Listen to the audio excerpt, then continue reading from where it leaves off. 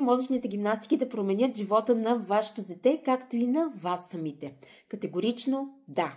Всички сме чували за това колко е важно движението, двигателната активност, двигателната култура като цяло, как когато имаме възможност е добре да спортуваме, да правим крачки, да правим кардио и да се движим като цяло. Всички знаем, че движението е здраве.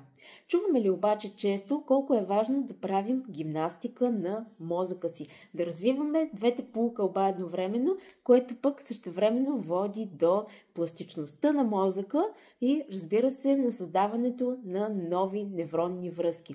Това води пък до развитието на качества като концентрация, внимание, памет и координация. Всичко това можете да получите в нашите мозъчни гимнастики, методът Зигзаг 2, методът Хайди и Спайди, методът Тук-там и методът Зигзаг 1. Първият ни бестселър, който е любим на толкова много деца, родители, педагогически специалисти, които използват ежедневно в своите домове и в своята практика и ни споделят за това какво са постигнали дечицата благодарение на нашите методи.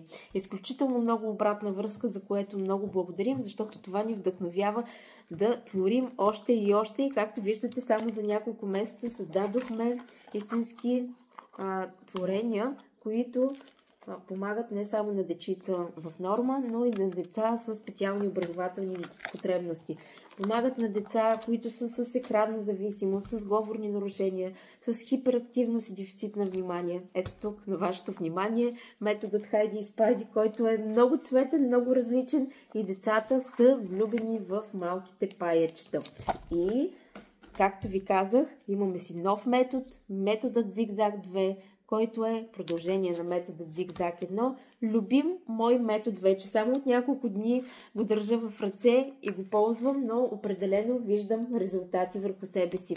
Само по 15 минутки на ден са достатъчни да помогнете на детето си, както и на вас, ако правите състезания заедно с детето си, да развиете своята концентрация и най-вече да отделим децата ни от устройствата. За нас това е мисия.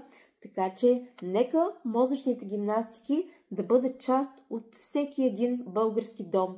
Истинско щастие е, че все повече хора ни се доверяват и знаем, че култивирайки любов към знанието, можем да направим света и България едно по-добро място за живеене. Благодарим ви за доверието.